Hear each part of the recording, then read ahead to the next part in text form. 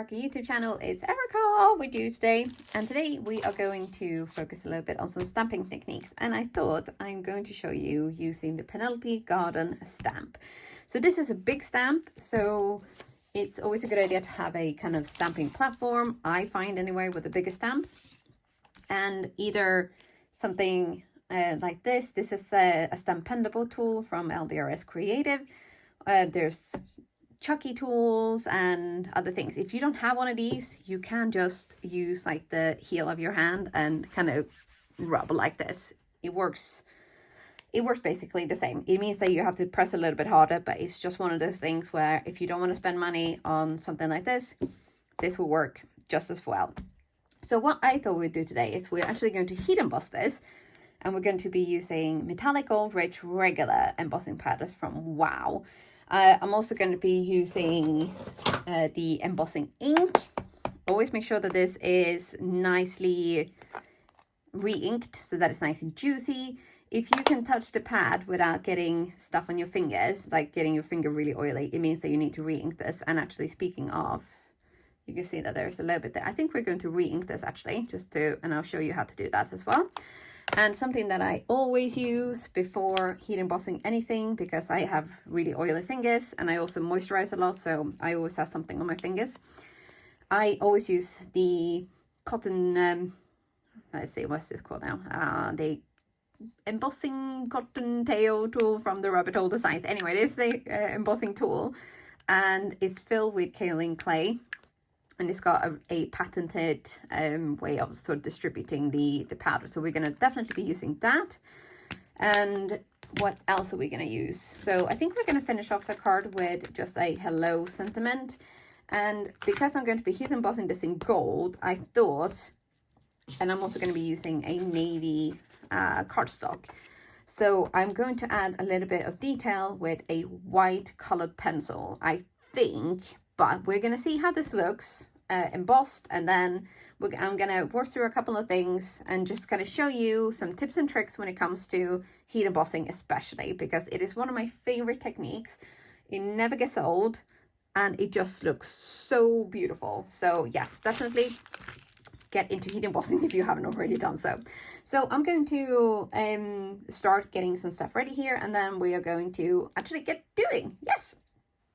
First, we are going to put away everything that we're not going to use right this very moment. So we are going to keep our MISTI, our cardstock, and also our embossing tool. So the way this works is that you kind of pump out a little bit onto your cardstock, and I might have gone a little bit overboard here, but because you don't really need that much. But I figure it's always better to go big than go home, and if I do it properly once, like you can see, I'm really going to town here, and this is sped up twice.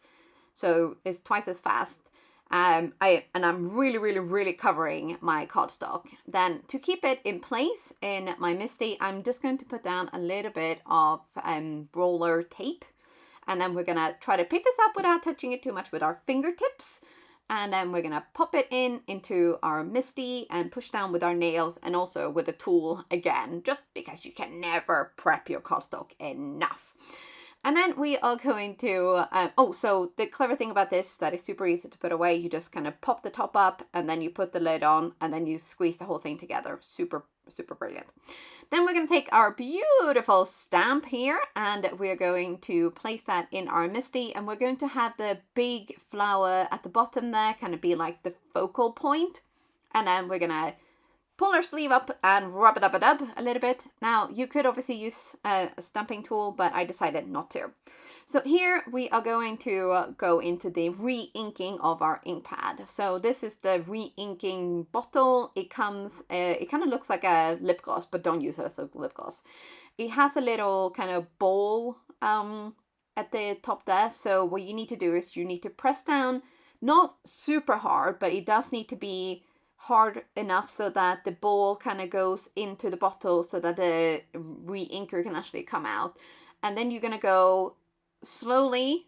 This is sped up twice, but you can kind of see like the pattern on the ink pad there where I've gone back and forth. So you basically just kind of go up and down in a tight grid, because you're going to want to get ink all over the ink pad.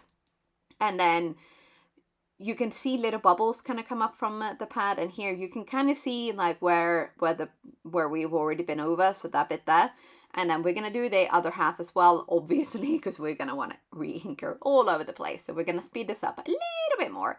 But this is really, really, really important. So if you ever kind of feel like, oh, my embossing isn't looking great, probably the first thing that you need to do is look at your ink pad and re-ink it. So you will be amazed at the difference. So now we have our ink pad nice and juicy. So we are going to dabba dabba dabba dabba this a lot over our stamp. So with embossing ink, I find that it's better to kind of really go crazy on your first go, and then we're going to pop the lid in and we're going to press down firmly to kind of see, you know, we're going to obviously want to get all of that ink onto our cardstock, and we are going to use the stamping tool this time, like just, and then you can see it's looking really, really good. But what we're going to do is we're going to go over, yes, again with the embossing ink, and this time we're going to not press very firmly. We're just going to kind of tap so that the embossing ink goes over the lines yet again. I mean, this looks beautiful as it is, and you could actually leave it like this if you wanted to, because you just need to leave it to dry and then it will look absolutely stunning. But we are going to go and heat emboss this with gold, because gold makes everything better. So to catch all of this delicious embossing powder, we are going to use just a simple sheet of like printer paper.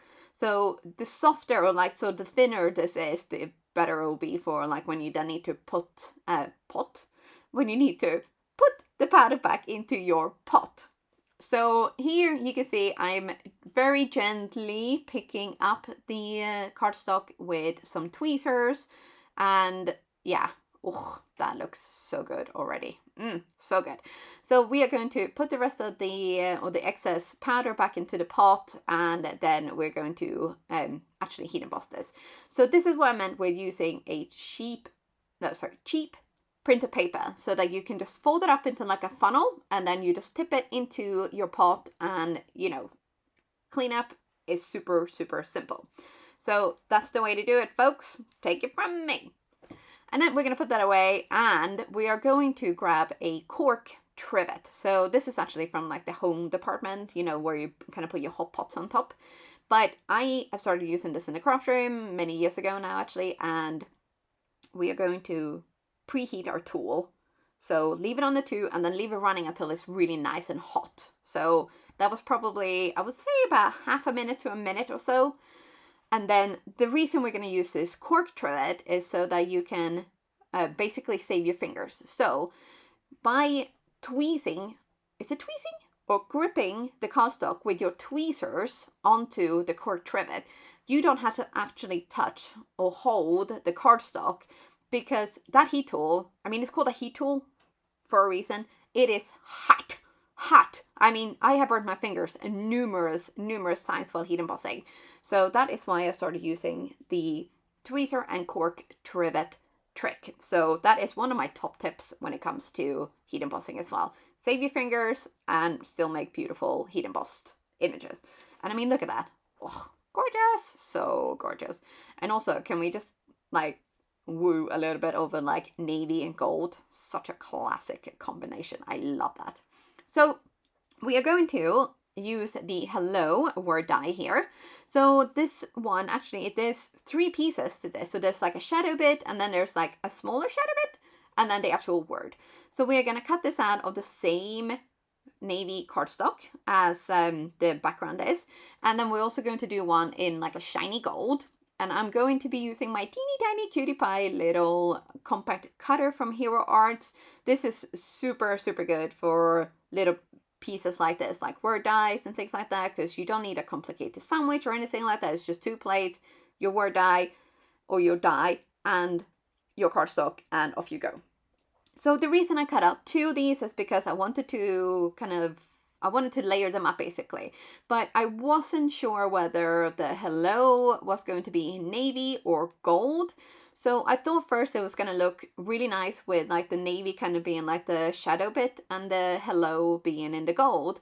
But I actually, as I was puzzling these together, I was like, I don't know about that. So I tried the other way around with the navy being in the actual hello and the gold being like the shadow. And I thought that looked much better. So that's what we're going to do. And then to make sure that these pieces are all like sticking together and also so that it's raised just a little bit, we're going to kind of make a little backing panel for this. And I'm going to be using like the negative from one of the pieces that I cut out. And I didn't do a super great job with the tracing here, but I mean, you could, if you wanted to make things much simpler for you, you could cut the two apart and then just die cut another piece in like your die cutting machine instead of fussy cutting like I was doing here.